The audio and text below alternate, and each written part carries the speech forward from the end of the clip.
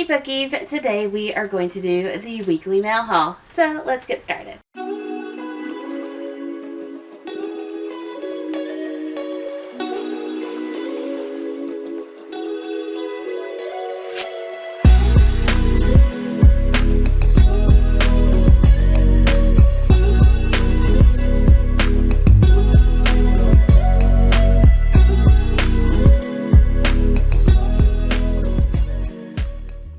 Now I'm looking back at it, I did get quite a few books.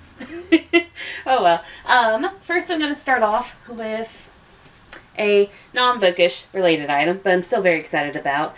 I finally got my Hellfire Club Henley t-shirt, so now I am in the D&D club with Eddie. Very excited. This is going straight to the wash, because I don't trust anyone. We're just going to show the bottom because my address is on top, sorry. But I got the Dark and Shimmer As You Rose collaboration with Adalyn Grace for the release of Belladonna. This is the box, and I'm going to open it. I will put like a little spoiler thing somewhere telling you where to skip. So if you're waiting on yours and you don't want surprises, skip ahead. But 3, 2, 1. So I've already like completely undone this box because I wanted to show it off on film on my Instagram. So sorry about that. Oh look, there's an author letter back here. But this is the Belladonna box. We have, where are you going? This really cool sticker. It says, "It's not selfish to live." I really like that. I'm going to definitely keep that. We have a two-sided bookmark. The first side says, "So spread your wings, Signifero, because you are limitless. Spread your wings, and oh how we'll fly." And the other side says, "You have the power of the world within you, Signifero. You need only to embrace it." If you haven't guessed, Signa is the main character. We got this awesome pen designed by As You Rose Designs. It says, "You are no soft thing to be coddled." I absolutely love it with all the little poison files and everything. We have this, which I don't know why. I thought it was something that you put in a drink. It is not. It is bath salt. Do not drink this. You do not want to end up like Florida Man, but it looks really pretty. But do not drink this. You don't want to end up like Florida Man. No one wants to be Florida Man, because then people make fun of you online. Anyways, we're moving on to this candle. It is from Blue Forest Black Moon, and it says, "I'm not so lonely anymore, little bird." It smells like roasted almonds, toffee, and belladonna. Look at the inside of this. That is gorgeous. God, you can really smell the roasted almonds. Like, this is a great fall candle. And then the last thing that was in the box is the book. It is Belladonna. They did an exclusive cover. The spine is upside down. It's like a European print. That's kind of cool. Anyways, I don't really care. Anyways, it says, do not change the parts of yourself that you like to make others comfortable." So true. We have end pages. I'm not sure. I don't think that they did the end pages. I think these are coming standard.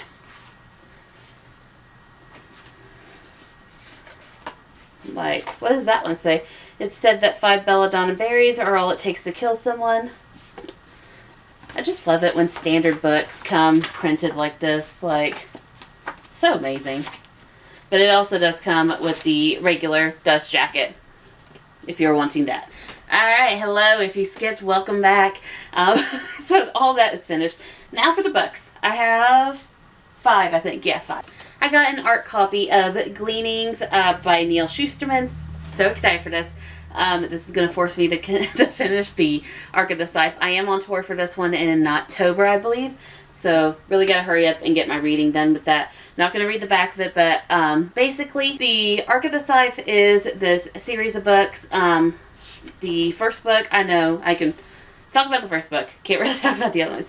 But the first book talks about these 2 teens.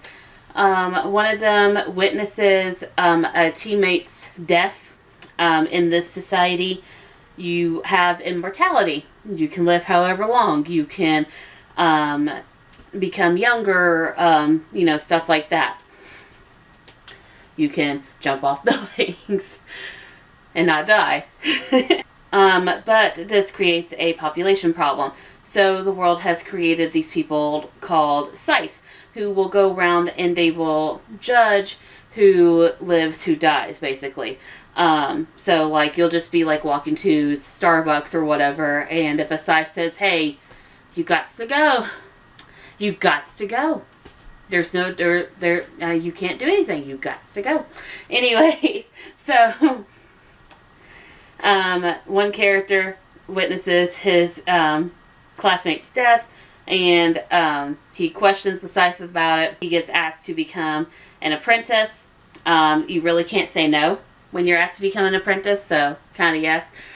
The other one, the scythe comes to visit her household. Her family invites him in because they're like really, really high members of society. So they give them food, sometimes presents, anything that they want. Turns out he was here for the neighbors. The whole family thought that they were about to die, now it's the neighbors. But she's intrigued, and she also questions the morality and why he does the things he does. So he also invites her to become an apprentice. He becomes a mentor to these two people. And after his sudden death, they are kind of pushed into onto two different scythes. And they take very, very different paths. It's really interesting. It talks a lot about morality and stuff like that. That's what I really like about Neal Shusterman. He spends a lot of time talking about morality and ethical issues in his books. He is an author that you should read.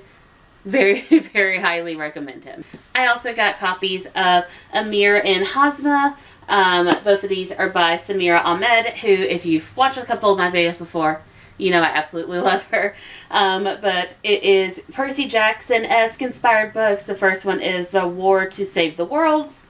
The second one is The Quest for the Ring of Power. I'm on tour for this one, so I got this one as well. Thank you, Simon & Schuster. But the tagline says, "We're stuck here, don't you get that? Umi and Papa are unconscious a bajillion miles away." On the day of a rare super blood moon eclipse, 12-year-old Amira and her little brother Hosma can't stop their bickering while attending an exhibit on medieval Islamic astronomy. So it goes a lot into Islam and stuff like that, which is pretty cool. When aboard, Hosma wanders off, stumbling across the mesmerizing and forbidden box of the moon. Amir can only watch in horror as the defunct box springs to life, setting off a series of events that could shatter their world, literally. Suddenly, the day turns to night, and everyone around Amir and Hosma falls deep under a sleep spell, and a chunk of the moon breaks off, hurtling at them as a lightning speed, as they come face to face with two otherworldly creatures, jinn, who are kind of like genie. There's a whole thing. They're very different, but they're basically kind of like genie. The jinn reveal that the siblings have a role to play in an ancient prophecy. Together they must journey to the mythical land of Quoth? I'm not exactly sure I'm pronouncing that right. I'm so sorry if I'm not. Battle a great evil, and end a civil war to prevent the moon, the stopper between the realms, from breaking apart and unleashing terrifying jinn, devs, and ghouls onto Earth. Or they might have to say goodbye to their parents and lives as they know it forever. This sounds so good. I can't wait to dive into it. I also got a copy of The Killing Code by Ellie Marney. Again, I am also on tour for this one. This is the author of None Shall Sleep, so I'm anticipating it to be really good. Virginia, 1943. World War II is raging in Europe and on the Pacific Front when Kit Sutherland is recruited to help the war effort as a codebreaker at Arlington Hall, a former girls' college now serving as the site of a secret U.S. signal intelligence facility. But Kit is soon involved in another kind of fight. Government girls are being brutally murdered in Washington, D.C., and when Kit stumbles upon a bloody homicide scene, she is drawn into the hunt for the killer. To find out who is responsible for the gruesome murders and to bring them to justice, Kit joins forces with other female codebreakers, Gossip Queen Dottie Crockfield, sharp-tongued intelligence maven Moya Kearshaw, and cleverly resourceful Violet Duloc from the segregated code-breaking unit. But as the girls begin to work together and develop friendships and romance, ooh la la, that they never expected, two things become clear. Ugh. Also queer, but clear in this context. The murderer they're hunting is closing in on them, and Kit is hiding a dangerous secret. The Enigma game meets last night at the Telegraph Club, and an award-winning author, Ellie Marney's historical mystery about a girl who risks everything to track down a vicious serial killer. Sounds so good. Can't wait. I also got a copy of Dreadful Beauty by L.M. Rapp that I am also on tour for. This one says, Nemesis, a disease that turns humans into chimeras, is ravaging the land of Gasham. The more than pure, determined to protect themselves, have seized power and enacted segregationist laws. The daughter of a high dignitary, young Neal, learns that she is afflicted by the very disease her father is determined to eradicate. Forced to surrender her privileges, she must flee her home in the capital and traverse the strange wilds to seek refuge with her fellow kind. Will she have the courage to fight oppression to emancipate the chimeras from the yoke of the more than pure? It sounds super good. I believe the author contacted me, but I'm not entirely sure of that, but I can't wait to read this. And then lastly, I got this book. It is American Stonehenge, The Adventures of Jimmy and Andrew. I believe that this is told in graphic novel form, but basically it's his birthday, and Jimmy wants to pick out a dog at the Humane Society. Jimmy has wanted a dog for as long as he can remember, but he never imagined he'd find a pet that he could talk to telepathically. Turns out the dog is immortal, born in Egypt more than 3,000 years ago.